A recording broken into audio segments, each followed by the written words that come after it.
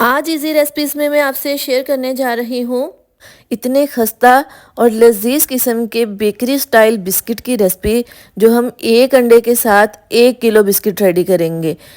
यकीन जानिए ये इतने डिलीशियस रेडी होते हैं, ये बेकरी से 100 गुना बेहतर बनेंगे। इसमें मैं आपको स्टेप बाय स्टेप मुकम्मल गाइड करूंगी, तो वीडियो को आपने स्किप किए बगैर देखना है। तो चलिए फिर स्टार्ट कर लेते हैं। बिस्मिल्लाहिर्रहमानिर्रहीम। अस्सलाम वालेकुम, मैं हूं अनिला और आप देख रहे हैं इजी रेसिपीज़ चैनल। रेसिपी अच्छी लगे तो लाइक कर दें और इजी रेसिपीज़ को सब्सक्राइब भी कर दें।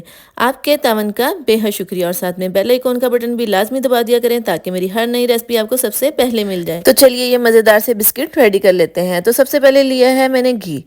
ये आप बटर में भी बना सकते हैं, लेकिन हम इसको घी में बनाएंगे। ये मैं हाफ कप से थोड़ा सा ज़्यादा ले रही हूँ। तो जितना हमने घी लेना है इतनी ही हमने इसमें चीनी ऐड करनी है। तो चीनी लेकर मैंने उसको अच्छे से ग्राइंड कर लिया है। आपने चीनी को बिल्कुल पाउडर फॉर्म में लेकर आना है और इसी तरह आपने ग्राइंड करके ही यूज़ करनी है। और चीनी को आपने लाजमी छान कर यूज़ करना है, क्योंकि इसमें वो जो थोड़े थोड़े से मोटे मोटे दाने रह जाते हैं ना, ये हमने निकाल देने हैं। ये हमने बिल्कुल भी बिस्किट में ऐड नहीं करने, इससे हमारे बिस्किट ख़राब हो जाते हैं। अब आपने क्या करना है, इसको हैंड विस्क के साथ अच्छे से मिक्स कर लेना है और इसको आपने इतना मिक्स करना है कि ये फोमिंग टेक्सचर में आ जाए। जैसे क्रीमी सा होता है ना, वैसे ये फ्लफ़ी फ्लफ़ी सा रेडी हो जाए। तो यहाँ पर देखें ये अच्छे से फ्लफ़ी हो चुका है और ये 2 से 3 मिनट में इस हालत में आ जाता है। अब आपने क्या करना है, इसमें डालना है चॉकलेट एसेंस। अगर आपके पास चॉकलेट एसेंस नहीं है तो आप यहाँ पर वनीला एसेंस भी यूज़ कर सकते हैं, लेकिन चॉकलेट एसेंस से इसका जो फ्लेवर है ना वो बड़ा ही प्यारा चॉकलेटी सा आ जाता है। तो इसके बाद आपने इसको अच्छे से मिक्स कर लेना है। फिर हम इसमें डालेंगे मैदा। तो मैदा यहाँ पर लिया है मैंने 2 and 1/4 कप। तो मैदा यहाँ पर आपने अच्छे से छान कर लेना है। मैंने पहले ही इसे छान कर एक बाउल में निकाल लिया था। और यहाँ पर देखें मैंने यही वाले 2 कप और इसका 1/4 कप लिया है जो हमने इसमें ऐड कर दिए हैं। अब आपने क्या करना है, इसमें हाफ़ टी स्पून डालना है बेकिंग पाउडर। यहाँ पर हम कोई भी बेकिंग सोडे का बिल्कुल इस्तेमाल नहीं करेंगे, सिर्फ हमने इसमें half teaspoon baking powder ही डालना है। इसके बाद आप किसी भी स्पैचुला की मदद से इसको अच्छे से मिक्स करें और हाथ की मदद से आपने इसको मिक्स करना है और इतना मिक्स करना है कि जब हम मुट्ठी बंद करें ना तो ये इकट्ठा होकर एक मुट्ठी में आ जाए। तो जैसे हम समोसे की बनाते हैं ना डो, सेम वैसे ही आपने इसको इकट्ठा करना है। तो यहाँ पर देखें ये मुट्ठी में इकट्ठा हो रहा है। अब इस स्टेज पर आकर हम इसमें डालेंगे 1 अंडा। तो यहाँ पर मैं 1 अंडा यूज़ कर रही हूँ, ये बड़े साइज़ का अंडा है। तो अगर आपके पास छोटे साइज़ का अंडा है तो डो बनाने में थोड़ी सी मुश्किल हो रही है, अगर वो इकट्ठी नहीं हो रही तो आप उसमें 1 से 2 टेबलस्पून दूध का भी ऐड कर सकते हैं। और अंडा आपने अच्छे से फेंट कर लेना है और रूम टेम्परेचर पर लेना है। ठंडा अंडा आपने बिल्कुल भी यूज़ नहीं करना। और इसी तरह आपने इसको मिक्स करते हुए इसकी एक डो सी रेडी कर लेनी है। तो यहाँ पर देखें जी, इसकी एक अच्छी सी डो रेडी हो चुकी है। तो जो बिस्किट की डो होती है ना वो घर वाले आटे से चेंज होती है। घर वाले आटे में इतनी लचक होती है कि जब हम उसको खींचते हैं ना तो उसमें बड़ी स्ट्रेचिंग सी होती है। लेकिन अगर हम इसको कोई भी शेप देंगे ना, ये थोड़ी सी इसमें स्ट्रेचिंग होती है, ज़्यादा नहीं होती। हम इसको यहाँ पर देखिए थोड़ा सा खींचेंगे तो ये टूट जाती है। तो इसी तरह आपने बिस्किट की अच्छे से डो रेडी कर लेनी है। अब आपने क्या करना है, इसको 3 हिस्सों में अच्छे से डिवाइड कर लेना है। 2 हिस्से आपने एक साइड पर कर लेने हैं और 1 हिस्सा आपने इसी तरह एक साइड पर निकाल लेना है।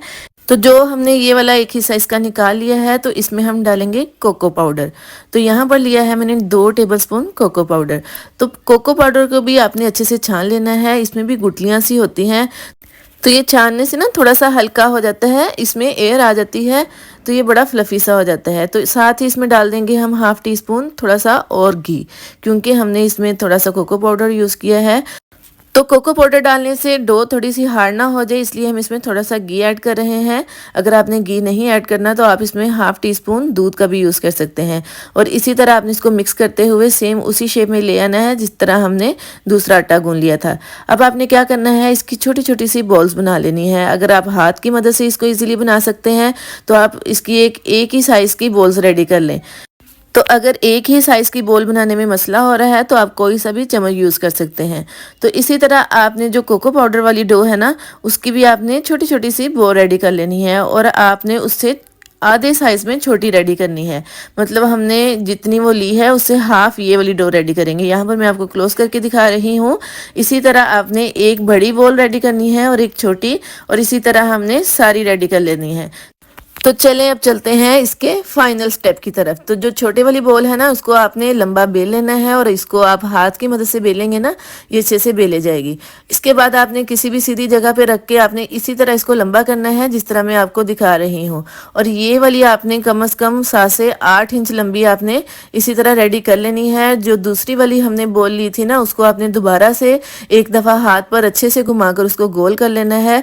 और इसी तरह आपने घुमाते हुए इसकी ये चारों तरफ पे ये जो कोको पाउडर वाली डो है ना, इसी तरह आपने इसको सेट कर लेना है। और बाद में आपने इसको थोड़ा सा पेड़े की तरह घुमाना है और ये अच्छे से इसके ऊपर सेट हो जाएगी। तो यहाँ पर देखें जी, ये अच्छे से इसके ऊपर सेट हो चुकी है। तो अब हमने क्या करना है, किसी भी नाइफ की मदद से इसके ऊपर 8 निशान लगा लेने हैं इसकी चारों तरफ। यहाँ पर देखें, पहले मैंने हाफ किया, फिर उसका हाफ किया और इसी तरह हमने हर बिस्किट के ऊपर 8 नाइफ के साथ निशान लगा लेने हैं। और दरमियान में आपने फिंगर की मदद से छोटा सा होल कर देना है, जैसा कि मैं आपको दिखा रही हूँ। अब ये हमारा मज़ेदार सा बिस्किट रेडी हो चुका है। तो इसी तरह आपने बाकी सारे बिस्किट भी अच्छे से रेडी कर लेने हैं। तो अब हम चलते हैं इसकी बेकिंग की तरफ। तो मैंने इसको बेकिंग डिश में भी रख लिया है, साथ ही मैंने एक राउंड डिश ले ली है जिसको हम तवे पर रेडी करेंगे। तो पहले हम चलते हैं जी इसकी बेकिंग की तरफ, जो हम ओवन में रखेंगे। तो हमने इसको रखना है 180 डिग्री सेंटीग्रेड पर 20 से 25 मिनट के लिए, ताकि ये अच्छे से बेक हो जाएं। तो ओवन को आपने पहले से 10 मिनट के लिए प्री हीट कर लेना है और दरमियान वाली रैक पर आपने बिस्किट बेक करने हैं और ऊपर और नीचे दोनों वाली रॉड आपने चलाकर इसको बेक करना है। तो उसके बाद ही हमने इसको करना है तवे पर बेक। नीचे आपने कोई सा भी स्टैंड रख लेना है और ऊपर आपने कोई सी भी पतीली या बाउल जो स्टील का है वो आपने इसको कवर लगा देना है। और नीचे मैंने आपको फ्लेम दिखा दी है। और तवे पर ये बेक होते हैं जी 25 से 30 मिनट में। ये थोड़ा सा बेकिंग ओवन से ज़्यादा टाइम लेते हैं। तो यहाँ पर देखें जी, इसको 25 से 30 मिनट हो चुके हैं और ये माशाल्लाह से ये देखें कितने खूबसूरत रेडी हुए हैं। और उधर से हमारे जो ओवन वाले हैं वो भी अच्छे से बेक हो चुके हैं।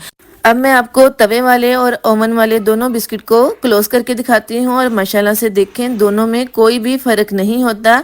ये बिल्कुल ठीक रेडी होते हैं, बस तवे वाले थोड़ा सा टाइम ज़्यादा लेते हैं। तो जब इन पे प्यारा सा गोल्डन कलर आ जाए तो आपने इनको निकाल लेना है। और ये पहले थोड़े से सॉफ्ट होते हैं तो आपने परेशान नहीं होना।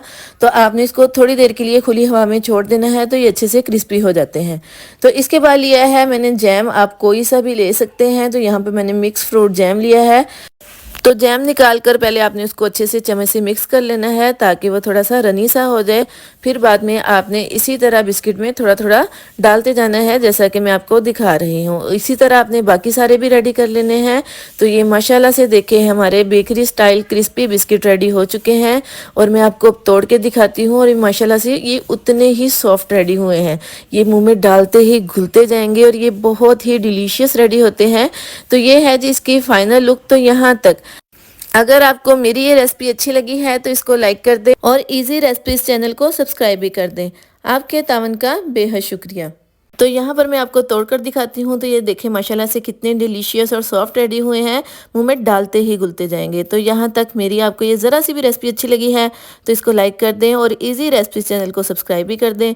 तो मिलते हैं जी अपनी नेक्स्ट रेसिपी में, तब तक के लिए अल्लाह हाफिज़। और मुझे अपनी दुआ में याद रखिएगा और ट्राई करने के बाद अपना फीडबैक लाजमी दीजिए।